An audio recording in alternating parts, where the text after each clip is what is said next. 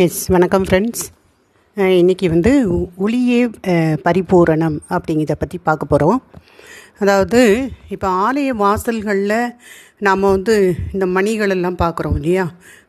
நம்ம மணி கட்டி தொங்க விட்டுருப்பாங்க, அல்லது கையில் மணி அடிக்கிற மாதிரி இருக்கும்.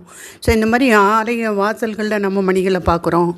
அப்போ நாம் அந்த அமைதியான ஒரு சூழலில் நாம் அங்கேருந்து ஓம் அப்படின்னு சொல்லி நம்ம முழங்கும் போது நம்ம அங்கே ஒரு நம்முடைய கவனம் அங்கே ஒருநிலைப்பட்டு இருக்குமா அப்படின்னா அங்கே ஒரு சந்தேகம்தான் இல்லையா. இப்போ கோவில்களில் உட்காந்து நம்ம ஓம்ங்கிற சாண்டிங் இப்போ கண்ணை மூடி சொன்னால் ஓரளவு நமக்கு அந்த ஒரு ஒருமைப்பாடு ஒருமைப்பட்ட இந்த நிலை மனநிலை அப்படிங்கிறது இருக்கும். அதே நேரத்தில் நம்மளுடைய தாட்ஸு கூட போகும், அதுவும் இருக்குது.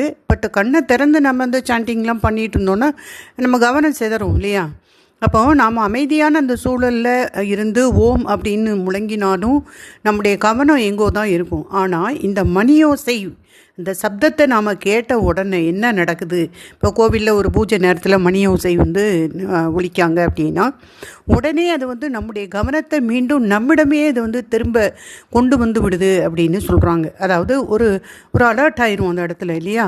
அப்படியே ஒரு அலர்ட்னஸை நமக்கு அது உருவாக்குது இல்லையா. அந்த மணி ஓசை நம்முடைய கவனத்தை மீண்டும் நம்மிடமே திரும்ப கொண்டு விடுறது அப்படிங்கிறாங்க. ஸோ அதனுடைய காரணமாக என்ன ஆகுது அப்படின்னா இந்த ஒளிவட்டமானது நமக்குள் பூர்த்தியாகி இந்த அதிர்வுகளை அது ஏற்படுத்தி விடுது அப்படின்னு சொல்கிறாங்க. அந்த வைப்ரேஷன்ஸ் அப்படின்னு நம்ம சொல்கிறோம்ல, அதை நமக்குள்ளே ஏற்படுத்துது. அப்போ அந்த அரைக்கோள வடிவ அந்த கூரையின் கீழே அமர்ந்து நாம் ஓம் அப்படின்னு சொல்லி ஒலிக்கும்போது அது நம்மளுக்கிட்டே அது எதிரொலிக்குது அப்படின்னு சொல்கிறாங்க. அப்போ நம்முடைய உடலில் இருக்கக்கூடிய ஒவ்வொரு கண்ணறையும் ஆழமான அந்த ஒத்ததிர்வுடன் அந்த அதிர்வுகளை உள்வாங்கிக் கொள்ளும் அப்படின்னு சொல்கிறாங்க.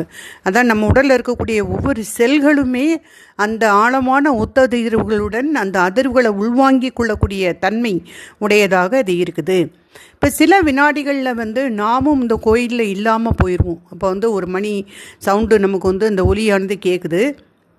அந்த ஒரு வைப்ரேஷன் ஆகும்போது என்ன ஆகுது, கொஞ்ச நேரத்தில் நாமும் இந்த கோயிலும் இல்லாமல் அங்கே போயிடும். சரிங்களா. நாமும் அங்கே இருக்க மாட்டோம், அந்த கோவிலும் இல்லாமல் ஒரு நிலை அப்படிங்கிற ஒரு தன்மை நமக்கு அங்கே வருது. சரிங்களா.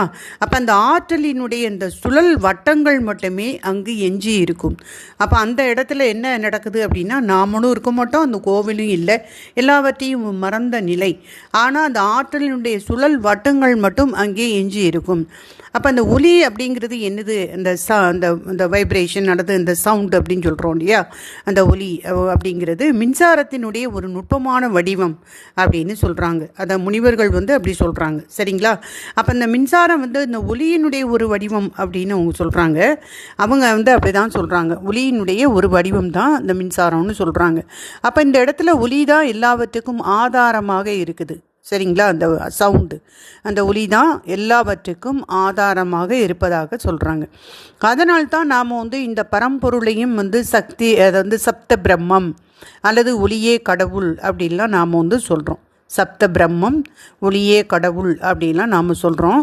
ஸோ இதற்கு ஆய்வு களங்களாக இருக்கிறது இந்த ஆலயங்கள் அப்படின்னு சொல்கிறாங்க. அதுக்கப்புறம் என்ன அப்படின்னா அதுக்கு பின்னாடி இந்த ஒளியினுடைய இந்த நிலை மாற்றத்தை நாம் உணர்வதற்காகவே இந்த அரைக்கோள வடிவ கோவில்கள் இந்த மாதிரி அந்த அமைக்கப்பட்டன அப்படின்னு சொல்கிறாங்க. இப்போ என்ன சொல்கிறாங்க அப்படின்னா இந்த ஒரு ஒளியினுடைய நிலை மாற்றத்தை நாம் உணர்வதற்காக, இந்த வைப்ரேஷனை நாம் உணர்றதுக்காக தான் இந்த மாதிரியான அரைக்கோள வடிவ கலசங்களும் மேலே அமைச்சிருப்பாங்க இல்லையா, அதுவும் அந்த மாதிரி அமைக்கப்பட்டிருக்கு அப்படின்னு சொல்கிறாங்க. அப்போது இந்த கோவில் ஒரு அரைக்கோள வட்டத்தில் இருக்கக்கூடிய கூரையின் கீழே அமர்ந்து நாம் இந்த ஓம் அப்படிங்கிற ஒரு சாண்டிங் அந்த ஒளியை நாம் ஏற்படுத்தும் போதும் நமக்குள்ள ஒளிவட்டம் வருது. அதே மாதிரி அந்த கோவிலில் இருக்கக்கூடிய அந்த மணி ஓசையும் நமக்குள்ள ஒரு எதிரொலிப்பை நமக்கு உண்டாக்குது அப்படின்னு அவங்க சொல்கிறாங்க. ஸோ அதுவும் நம்மள்கிட்ட என்ன ஒரு சுழல் வட்டத்தை அது ஏற்படுத்துது. அப்போ அது அந்த வைப்ரேஷனையும் நமக்கு ஏற்படுத்துது. நம்ம உடலில் இருக்கக்கூடிய ஒவ்வொரு அந்த செல்களுமே அந்த ஒத்ததிர்வுகளை உள்வாங்கக்கூடிய தன்மையோடு தான் இருக்குது அப்படின்னு சொல்கிறாங்க. சரி, இப்போ நம்முடைய கோவில்களில் எடுத்து பார்த்தோம்னா இந்த கருவறைகளில் நம்ம பார்த்துருப்போம், ஒரு மாதிரி இருட்டாக இருக்கும். அங்கே கதவுகள் ஒரு வாசல் கதவு மட்டும்தான் அங்கே இருக்கும். ஜன்னல்கள், அந்த சாளரங்கள் அப்படிங்கிற அப்படிங்கிறது இருக்காது. ஒரு சுத்தம் இல்லாத மாதிரி நமக்கு தோணும். இந்த எண்ணெய் பிசுபிசுப்பு அப்படி அந்த மாதிரிலாம் ஒரு கற்பாக இருக்கிற மாதிரி அப்படிலாம் நமக்கு தோணும் இல்லையா? இப்போ அந்த பத்மநாப சுவாமி கோவில் சொல்லுவாங்க இங்கே திருவனந்தபுரத்தில். அந்த கோயிலுக்குள்ளே போனோன்னா நம்ம சாமியவே ரொம்ப உத்து பார்க்கணும். ஏன்னா அங்கே உள்ள அவ்வளோ இருட்டாக இருக்கும். ஸோ அது வந்து 2 வாசல் மாதிரி இருக்கும். படுத்த நிலை அந்த சைன நிலையில் இருக்கிறனால நம்ம அந்த மூக்கை வச்சு தான் அந்த முகத்தையே நம்ம கண்டுபிடிக்கணும். அந்த மாதிரியெல்லாம் கூட இருக்கும்.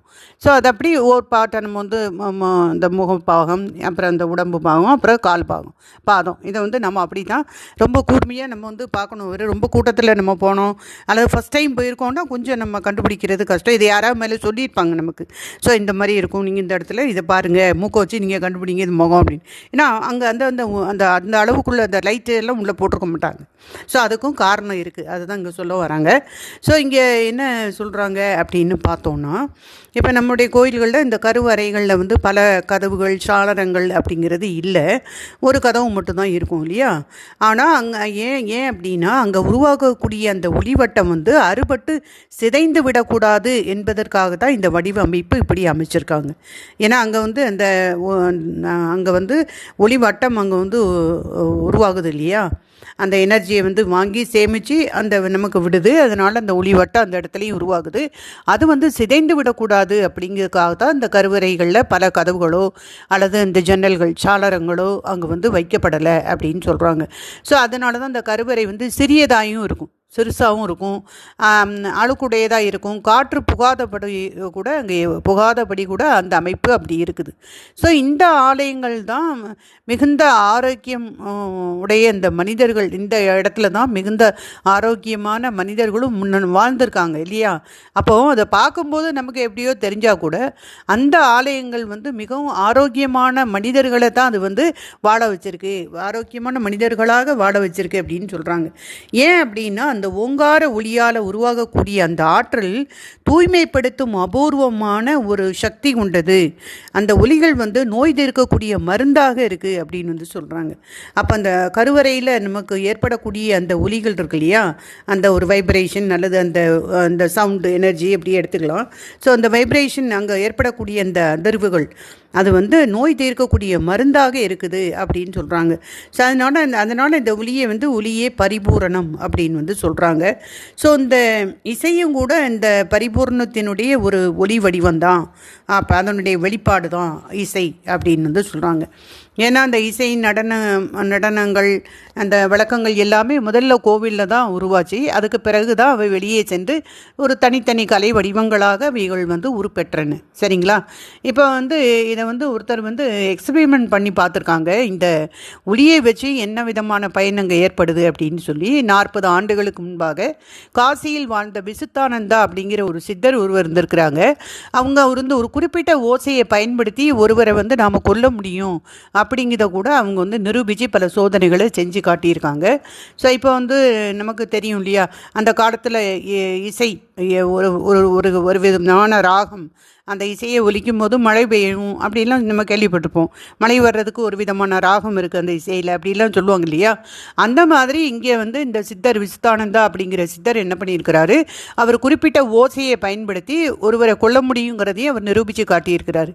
ஏன்னா பல சோதனைகளையும் செஞ்சு காட்டியிருக்காரு. இதெல்லாமே ஒலியினுடைய ஒரு பயன்களை நமக்கு வந்து சொல்லுது இல்லையா, அதனுடைய முக்கியத்துவத்தை. ஸோ அந்த கரியை அவர் வந்து என்ன பண்ணாராம், இந்த கருவறைக்குள்ளே அமர்ந்து உட்கார்ந்துருக்கிறாரு. அங்கே இங்கிலாந்துலேருந்து 2-3 மருத்துவர்கள் வந்து அங்கே வந்து அந்த சோதனையை கண்காணிச்சிட்டு இருக்காங்க. அந்த விசுத்தானந்தா அந்த சித்தர் வந்து வினோதமான ஒரு ஒளியை அவர் எழுப்புறாரு. இந்த மருத்துவர்கள் வந்து அவங்க வந்து அங்கே கொண்டு விட்டுருக்கிற அந்த குருவியை பார்க்காங்க. அந்த குருவி படபடத்து தரையில் விழுந்து அப்படியே அது வந்து இறந்து விடுது. சரிங்களா? அந்த ஒளியை அவர் வந்து பயன்படுத்தி என்ன பண்ணாருன்னா, ஒரு ஒளியை அவர் ஒளி செய்யும்போது அந்த டாக்டர்மார் கொண்டு வந்து அங்கே விடப்பட்டிருக்கிற அந்த குருவியை கொண்டு வந்தால் எக்ஸ்பெரிமெண்ட் பண்ணுறாங்க. அந்த குருவி வந்து படப்படுத்து தரையில் விழுந்து இறந்துடுது. அதுக்கப்புறம் மீண்டும் வேறொரு வகை ஒளியை வந்து அவர் எழுப்புறாரு. எழுப்பின உடனே அவர் மீண்டும் அவை வந்து மீண்டும் உயிர் பெற்றன, அந்த குருவிகள் வந்து மீண்டும் உயிர் பெற்றது அப்படின்னு சொல்கிறாங்க. அப்போ சில ஒலிகள் வந்து மிகப்பெரிய விளைவுகளை வந்து இது ஏற்படுத்தும் அப்படிங்கிறதையும் இங்கே நிரூபிக்கப்பட்டதாக சொல்கிறாங்க. ஏன்னா அந்த ஒலிக்கு வந்து அது வந்து நோய் தீர்க்கும் மருந்தாகவும் இருக்குது, சில நேரத்தில் அது வந்து நமக்கு நோயை கொடுக்கக்கூடியதாகவும் இருக்கும், ஒருத்தரையே கொல்லக்கூட முடியும், அந்த அளவுக்கு அந்த ஒலியினுடைய தன்மை இருக்குது அப்படிங்கிறத ஓசையை பயன்படுத்தி இந்த மாதிரிலாம் செய்ய முடியும் நமக்கு காட்டுறாங்க. ஸோ நம்முடைய உடலில் வந்து அதே மாதிரியான ஒரு தாக்கத்தை ஏற்படுத்தக்கூடியது எது அப்படின்னா இந்த வண்ணங்கள். இப்போ கலர் தெரப்பிலாம் கொடுக்குறாங்க இல்லையா, வண்ணங்கள், மருந்து நம்முடைய கெமிக்கல்ஸ் உள்ளே போகும்போது நமக்குள்ளே ஒரு மாற்றத்தை உண்டாக்குது இல்லையா, மருந்துகள். அப்புறம் வந்து அந்த ஒலி, அதாவது என்ன சொல்கிறது அப்படின்னா, இப்போது ஒரு எக்ஸ்ரே எடுக்கிறது, ஸ்கேன் எடுக்கிறது, அல்லது இந்த என்ன சொல்கிறது சில தெரப்பிகள் அந்த எல்லாம் கொடுக்குறாங்க இல்லையா ஒலியில், அந்த மாதிரி கொடுக்குறதும் கூட பல விளைவுகளை வந்து அது ஏற்படுத்துது அப்படின்னு வந்து சொல்கிறாங்க. அப்புறம் வந்து இந்த சில ஒலிகள் வந்து இந்த தாய்மார்களிடம் வந்து அதிகம் பால் சுரக்க வைக்கிது அப்படின்னு வந்து சொல்கிறாங்க. சில ஒலிகள் வந்து எழுப்பும்போது தாய்மார்களிடம் அதிக பால் சுரப்பதாக இருக்குது. அதே மாதிரி 6 மாதங்கள் பூக்கக்கூடிய ஒரு தாவரத்தை 2 மாதத்துலேயே நம்மளால் பூக்க வைக்க முடியும், அது ஒரு குறிப்பிட்ட இசையை பயன்படுத்தி. நான் தான் நம்ம பார்த்தோம் இல்லையா, அந்த இசையின் மூலம் மழையை வரவழைச்சாங்க, ராகத்தின் மூலம் அப்படிலாம் நம்ம பார்த்தோம் இல்லையா. ஸோ அந்த எல்லாமே ஒலி தான் இல்லையா, அதிர்வுகள். அப்போ அது மாதிரி பால் சுரக்கும் போது இன்னிசை எழுப்பினால் பசு வந்து அதிக பாலை கொடுக்குது அப்படின்னு வந்து சொல்கிறாங்க.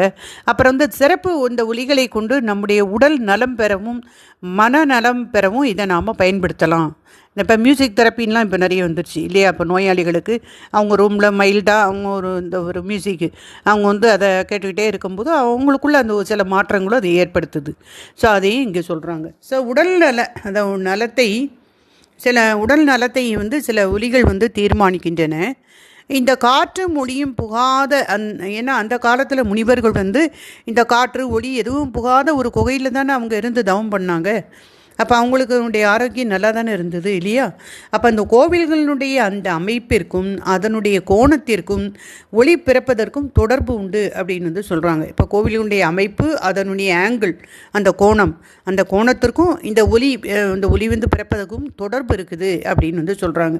அதே மாதிரி ஒரு சாண்டிங்கையும் ஏதோ ஒரு மந்திரத்தையும் நம்ம நின்று கொண்டு நம்ம வந்து அந்த ஒலியை எழுப்புறதுக்கும் அமர்ந்து கொண்டு ஒலி எழுப்புவதற்கும் தொடர்பு இருக்குது அப்படின்னு சொல்கிறாங்க. அதே மாதிரி கூட்டு ஒலிக்கும் தனியான ஒலிக்கும் வந்து வேறுபாடு இருக்குது. இப்போ நம்ம ஒருத்தர் போய் அங்கே பாட்டு படிச்சுக்கோம் அப்படின்னு வச்சுக்கோங்களேன், அதுக்கும் இப்போ வந்து நிறைய பேர் அவங்க வந்து சேர்ந்து படிக்கிறாங்க, ஒரு கூட்டு பிரார்த்தனை மாதிரி கூட்டு சேர்ந்து பாடும்போது அந்த ஒலிக்கும் அங்கே வித்தியாசம் இருக்குது இல்லையா. ஆனால் இந்த மேலை நாட்டுக்காரர்கள் வந்து என்ன பண்ணுறாங்கன்னா, அவங்க வந்து மொழிகளுக்கு முக்கியத்துவம் கொடுக்குறாங்க, இந்த ஒலி அமைப்பை விட மொழிக்கு தான் அவங்க வந்து முக்கியத்துவம் கொடுக்குறாங்க அப்படின்னு வந்து சொல்கிறாங்க. ஆனால் நம்மளுடைய வேதங்களில் பார்க்கும்போது அந்த வேதங்களுடைய கண்ணோட்டம் வந்து வேறாக இருக்குது. ஏன்னா சமஸ்கிருதம் அப்படிங்கிறது பேச்சு மொழியே கிடையாது, அது எழுத்து மொழியும் கிடையாது. ஏன்னா அங்கே வந்து சொல்லை விட ஒலிக்கு தான் அங்கே அதிக முக்கியத்துவம் கொடுத்துருக்காங்க. ஸோ வேதங்களும் கூட செவி வழியாகவே வாழ்ந்து வந்தது அப்படிங்கிறாங்க. ஸோ இந்த வரி வடிவில் நாம் அதை எழுதணும் அப்படின்னா அந்த ஒலியினுடைய சிறப்பு வந்து அழிந்து விடும். அப்போ அந்த ஞானம் கூட அந்த வாய் மூலம் அந்த செவி வழியாக தொடரணும்.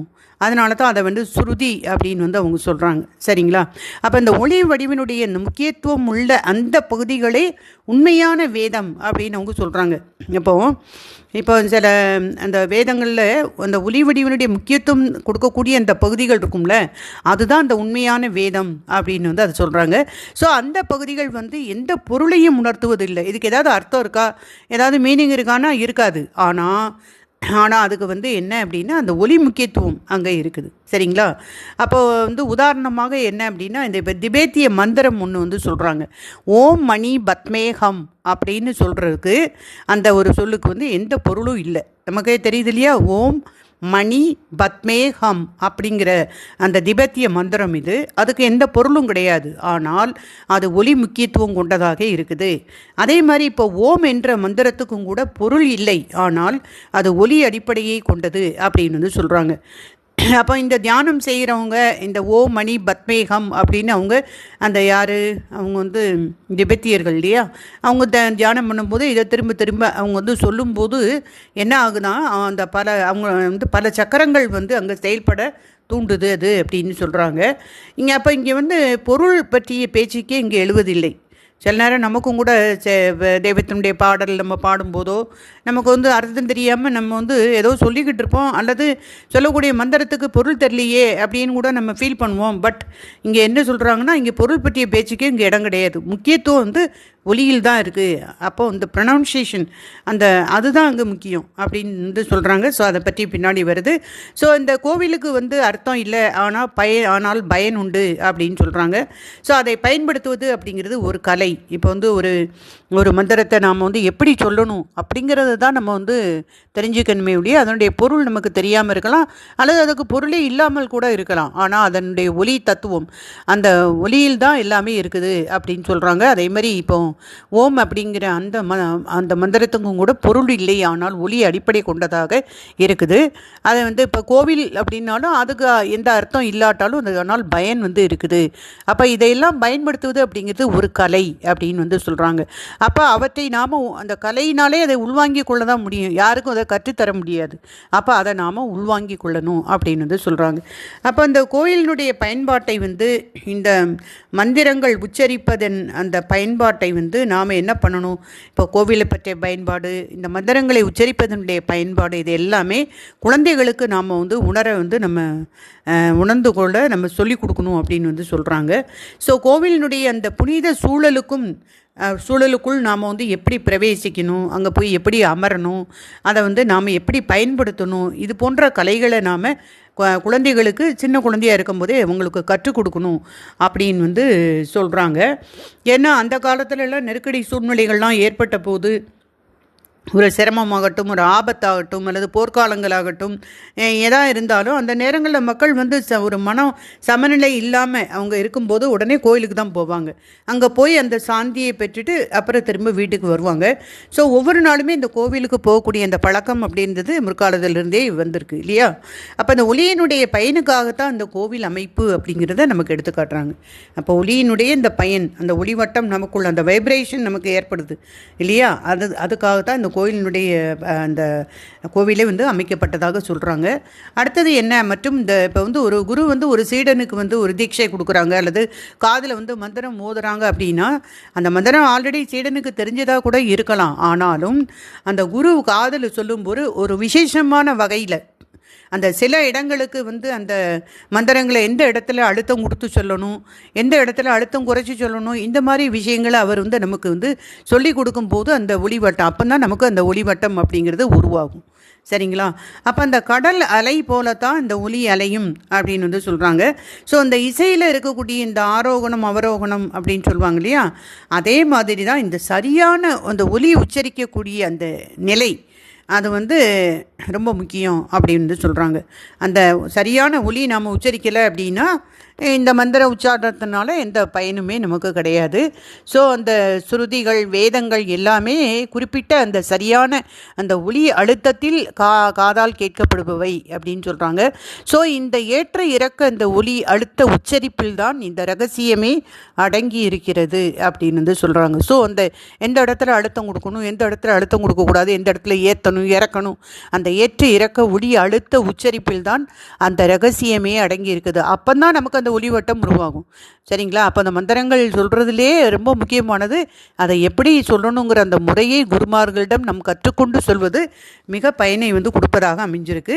ஸோ கோவிலில் அமர்ந்து சாதகம் செய்கிறவங்களை பார்க்கும்போது வெளியே இருந்து சாதகம் செய்வர்களை காட்டிலும் இவங்க மேலானவர்களாக திகழ்கிறாங்க.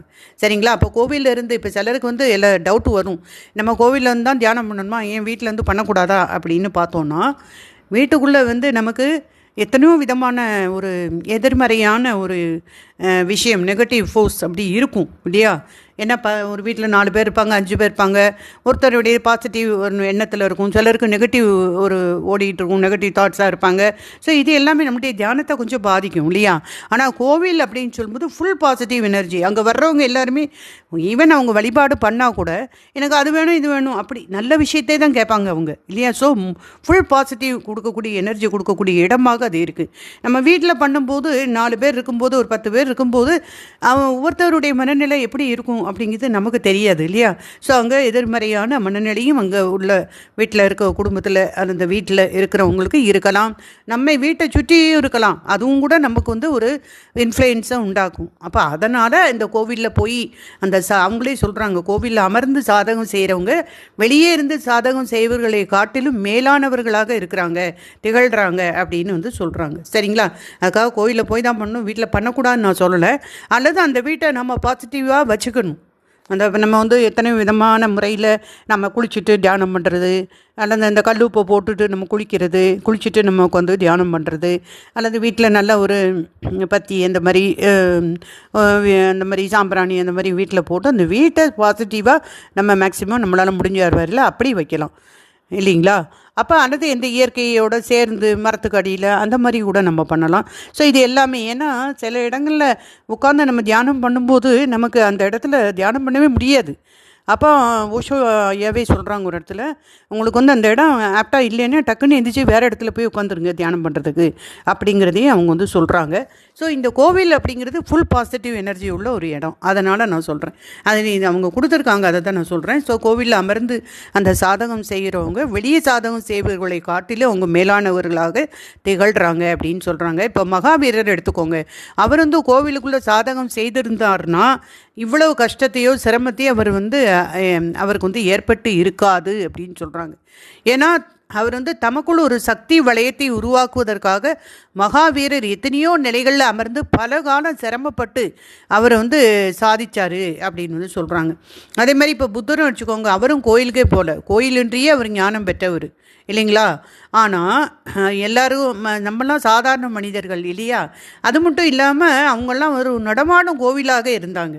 அவங்க எல்லா இடத்துக்கும் போவாங்க, ஒரே இடத்துல இருப்பாங்களா? இப்போ ஏதாவது ஒரு இடத்துல இருந்தாங்கன்னா அவங்கள சுற்றி இத்தனை கிலோமீட்டருக்கு அவங்களுடைய ஆறாக இருக்கும். அப்போ நமக்கு அது அந்த சுற்று வட்டாரத்தில் நாம் இருக்கும்போது நமக்கு வந்து ஒரு நல்ல தன்மை கிடைக்கும். ஆனால் அதே நேரத்தில் அவங்க நடமாடும் கோவிலாக இருக்கும்போது எப்பவும் கிடைச்சிட்டு இருக்குமா? அதனால தான் என்ன அப்படின்னா, இந்த மனிதர்களுக்கு ஒரு நிலையான சக்தி மையம் தேவை அப்படிங்கிறத உணர்ந்ததுனால தான் அவங்க வந்து இந்த கோவில்களை கட்ட வேண்டிய இந்த நிர்பந்தம் அப்போ தான் வந்து உருவாகுது அப்படின்னு வந்து சொல்கிறாங்க.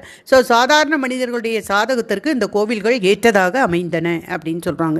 ஸோ அதுக்கப்புறம் என்ன சொல்கிறாங்கன்னா, இந்த கோவிலினுடைய அந்த முழு தத்துவமும் அதனுடைய விஞ்ஞானமும் வந்து பயன்படக்கூடியது அப்படின்னு வந்து சொல்கிறாங்க. ஏன்னா நம்ம வந்து இந்த ஒலி பெருகும்படியான அந்த ஒலி அமைப்புகளை நாம் அங்கே உருவாக்க முடியும் அப்படின்னு வந்து சொல்கிறாங்க. ஸோ அதற்கேற்றபடி அந்த கோவிலினுடைய சுவர்களை அமைக்கிறது, கற்சிலைகள் அப்படி தான் அமைச்சிருக்காங்க. ஏன்னா கோவிலினுடைய இந்த ஒலி ஆற்றலானது அந்த கோவிலினுடைய கதவுகளில் வந்து இருக்குது, அந்த ஒரு சிலைகளில் இருக்குது, கற்சிலைகளில் இருக்குது, கதவுகளில் இருக்குது, எல்லா இடங்கள்லையுமே அங்கே வந்து இருக்குது அப்படின்னு சொல்கிறாங்க இல்லையா? ஸோ அந்த மாதிரியான ஒரு கோவில்களை நம்மளால் அமைக்க முடியும் அப்படின்னு சொல்கிறாங்க.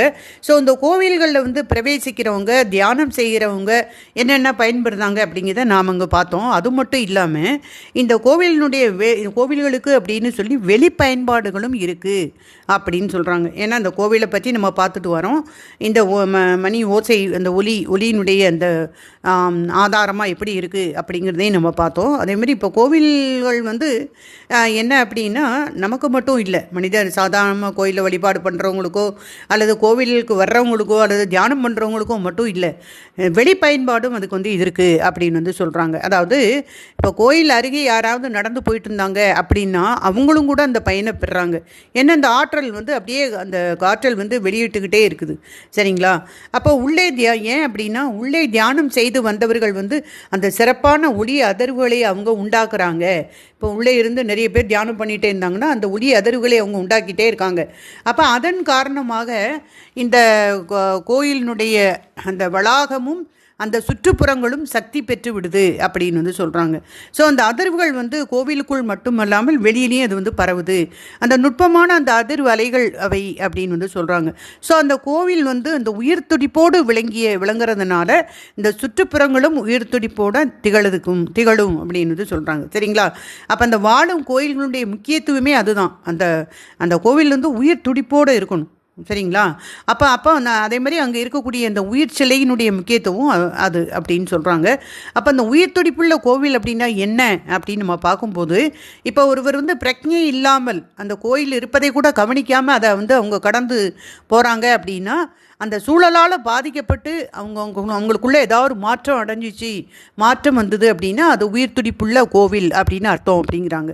இப்போ கோயிலை ஒருத்தர் பார்க்காமலே அவங்க வாட்டில் கிராஸ் பண்ணி போகும்போது அவங்களுக்குள்ளே ஏதோ ஒரு மாற்றம் அங்கே நிகழ்ந்துச்சு அப்படின்னா உண்மையாகவே இந்த கோயில் வந்து ஒரு உயிர் துடிப்புள்ள கோவில் அப்படின்னு வந்து சொல்கிறாங்க. அதை ஏதோ ஒரு மாற்றத்தை, ஒரு உணர்வை நாம் வந்து கடந்து போகும்போது அது வந்து ஏற்படுத்தும். அந்த கோயிலை கடந்து போகும்போது நமக்குள்ள அதை ஏற்படுத்தும். அந்த கோவில் வந்து ஒரு சக்தி மையமாக இருக்கும்போது தான் இது சாத்தியம் அப்படின்னு வந்து சொல்கிறாங்க. சரிங்களா? அப்போ வந்து இப்போ வந்து அந்த கோவிலிருந்து மக்கள் வழிபாடு பண்ணுறாங்க, சாண்டிங் பண்ணுறாங்க, அங்கே மணி ஓசை வந்து ஒலிக்குது. மந்திர தந்திரங்களின் மூலம் அந்த இறை சக்தியை வாங்கி சேமித்து வச்சு அங்கே வெளியிட்டு கொண்டே இருக்குது. இதற்கும் அப்பால் என்ன, அங்கே வந்து எத்தனையோ ஒரு புனிதமானவர்கள் அவங்க எல்லாருமே அங்கே இருந்து நிறைய தியானம் பண்ணி அந்த அதிர்வுகளை அவங்க உண்டாக்கி கொண்டே இருக்கிறதுனால கோவில் வளாகமும் அதனுடைய சுற்றுப்புறங்களும் சக்தி பெற்றதாக அதிர்வுகள் அந்த கோயிலுக்குள் மட்டும் இல்லாமல் வெளியிலும் பரவக்கூடிய அந்த வாய்ப்பு உள்ளதாக அந்த இருக்குது அப்படின்னு வந்து சொல்கிறாங்க. அப்போ அடுத்து என்ன சொல்கிறாங்க அப்படின்னா, அப்போ அந்த ஒரு சக்தி மையமாக அது இருக்கும்போது தான் இந்த சாத்தியம். அதை அறியாமல் கடந்து போனவனுக்குள்ளேயும் ஒரு மாற்றத்தை அது ஏற்படுத்துது அப்படின்னா அது வந்து சக்தி மிந்த ஒரு உயிர் துடிப்புடன் உள்ள கோவில் அப்படின்னு அர்த்தம். அப்போ அந்த கோவிலினுடைய ஒவ்வொரு கல்லும், அந்த கதவும், அந்த சிற்பமும் அந்த சக்தி நிரம்பியவையாக இருக்கிறது அப்படின்னு வந்து சொல்கிறாங்க. அப்போ அந்த கோவில் முழுவதுமே அந்த உயிர் துடிப்புள்ள அந்த அதிர்வு அலைகளை கொண்டதாக அவைகள் இருக்கின்றன. அப்போ அந்த கோவில் மொத்தமே அந்த அதிர்வு அலைகள், அந்த வைப்ரேஷன் அங்கே ஃபுல்லாக அங்கே அது இருக்குது.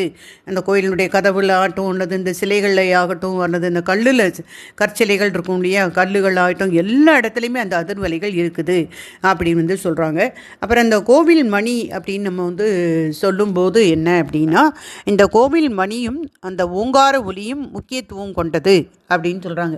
இந்த கோவில் மணியோசை வைக்கும்போது என்ன, இந்த ஓங்கார ஒலி இருக்குது இல்லையா, அதுவும் ரொம்ப முக்கியமானது. உள்ளே போகிறவங்க வந்து முதல்ல வந்து மணியை அடிக்கிறாங்க இல்லையா. இப்போ உள்ளே போனவங்க பூஜை நேரத்தில் யாரோ மணியை அடிக்கிறாங்கன்னு வச்சுக்கோங்க. அது அவங்க வந்து பிரக்கையுடன் தான் அவங்க வந்து அடிக்கிறாங்க. ஆனால் விழிப்புடன் அந்த மணியை அடித்ததும் அவங்களுடைய பழைய சிந்தனை அங்கே அறுபட்டு போகுது அப்படின்னு வந்து சொல்கிறாங்க. இப்போ அதை ஒரு கோயிலுக்குள்ளே போகிறோம், நம்ம சாமி கும்பிடுதோம், இப்போ நம்மளே போய் அந்த பூஜை நேரத்தில் மணி அடிக்கும்போது நம்முடைய இந்த பழைய சிந்தனையை அருந்து போய் விடுது அப்படின்னு வந்து சொல்கிறாங்க.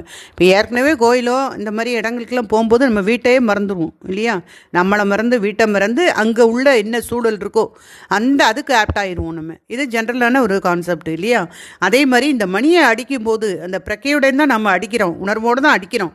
ஆனால் விழிப்போட இந்த மணியை அடித்த உடனே நம்முடைய இந்த பழைய சிந்தனையை அறுபட்டு போகிறது. நம்முடைய கவலைகளோ கஷ்டங்களோ இந்த நம்மளுடைய சிந்தனைகள், வீட்டிலேருந்து என்ன சிந்தனையோ நம்ம போகணும் எல்லாமே அப்படியே வந்து மறந்துடும். இப்போ அது மாதிரி குளிக்கிறதுக்கும் சொல்லுவாங்க. ஏதாவது இப்போ வந்து ஒரு மனசு கஷ்டமாக இருக்குது, அல்லது துன்பத்தில் இருக்கும், அல்லது ஒரு நெகட்டிவில் இருக்கும் அப்படின்னா முதல்ல போய் குளிச்சுட்டு வா அப்படிம்பாங்க. ஏன்னா அந்த தலைக்கு நாம் குளித்த உடனே நம்முடைய இந்த பழைய சிந்தனையை அறுபட்டு விடுது அப்படின்னு சொல்லுவாங்க. அதே மாதிரி தான் இங்கே இந்த பிரக்கையோடு நாம் வந்து அந்த மணியை அடித்த உடனே நம்முடைய இந்த பழைய சிந்தனை வந்து அறுபட்டு போகுது. அப்போ இந்த கோவில் மணியானது இந்த கோவிலில் தொடர்ந்து அடிக்கப்படுறதுனால இந்த ஓங்கார ஒலி வந்து தொடர்ந்து அங்கு ஒலிக்கப்பட்டு அந்த அதிர்வுகள்னால இந்த கோவிலுக்கு ஆற்றலை வந்து ஏற்றி விடுகிறது அப்படின்னு சொல்கிறாங்க. அப்போது இந்த ஓங்கார ஒலி, அந்த கோவில் மணி ஓசை அல்லது அந்த ஓங்கார ஒலி தொடர்ந்து இப்போ வந்து அதுக்கு தானே கால பூஜை, நடுப்பகலில் பூஜை, ராத்திரி பூஜை அப்படிலாம் 3 கால பூஜை 4 கால பூஜை அப்படிலாம் வச்சுருக்காங்க இல்லையா. இப்படி பூஜை பண்ணும்போதெல்லாம் கோவில் மணி வந்து ஓசை வந்து எழுப்பிக்கிட்டே இருக்கிறாங்க. அப்புறம் அங்கே வந்து யாரும் உச்சாடனம் பண்ணுவாங்க, அந்த மந்திரங்கள் சொல்கிறாங்க, ஒரு அர்ச்சனை வைக்கும்போது மந்திரங்கள் சொல்கிறாங்க, அந்த வேள்விகளில் மந்திரம் சொல்கிறாங்க. இப்படி தொடர்ந்து அந்த கோவிலில் அந்த ஓங்கார ஒலி ஒலித்து கொண்டே இருக்குது இல்லையா, தொடர்ந்து ஒலித்து கொண்டே இருக்கிறதுனால அந்த கோவில் முழுவதும் அந்த அதிர்வுகளால் அந்த கோவிலுக்கு ஆற்றல் அப்படிங்கிறது அங்கே அதிகமாயிருது, அந்த கோவிலுக்கு ஆற்றலை ஏற்றி விடுகிறது அப்படின்னு வந்து சொல்கிறாங்க மாஸ்டர்ஸ். அப்போ இதுதான் வந்து இந்த ஒலியே வந்து எல்லாவற்றுக்கும் ஆதாரம். அந்த வைப்ரேஷன், அந்த சவுண்டு, அதுதான் வந்து இங்கே ரொம்ப முக்கியமானதாக இருக்கிறது. அதனால தான் நாம் இந்த இறைவனை, இந்த கடவுளை கூட நம்ம சப்த பிரபஞ்சம் அப்படின்னு சொல்கிறோம். அப்புறம் வந்து ஒளிக்கடவுள் அப்படின்லாம் கூட நம்ம சொல்கிறோம் இல்லையா. ஏன்னா ஒலியே இங்கே வந்து ஆதாரம் அப்படின்னு அவங்க சொல்கிறாங்க. ஸோ அங்கே ஏற்படக்கூடிய அந்த மணியோசையினால் நமக்கு வந்து அங்கேயும் நமக்கு என்ன அப்படின்னா அந்த ஒளி வட்டம் நமக்குள்ளே நம்மக்கிட்ட நம்மளை சுற்றி அந்த ஒளி வட்டம் அப்படிங்கிறது உருவாகுது அப்படின்னு வந்து சொல்கிறாங்க. ஸோ அந்த வைப்ரேஷன் தொடர்ந்து அந்த கோவிலில் வந்து நடந்து கொண்டே இருக்கும்போது அந்த ஆற்றல் எல்லா இடத்துலையும் பரவி இருக்குது, எப்பொழுதும் இருக்குது. அந்த பாசிட்டிவ், ஃபுல் பாசிட்டிவ் எனர்ஜி தான் அங்கே கோவில்களில் இல்லையா. அப்போ அங்கே போய் நாம் வந்து ஒரு சாதகம் வந்து பண்ணும்போது ரொம்ப சிறப்பானதாக இருக்கும் அப்படிங்கிறத சொல்லி முடிக்கிறாங்க. Okay masters. S friends, thank you friends.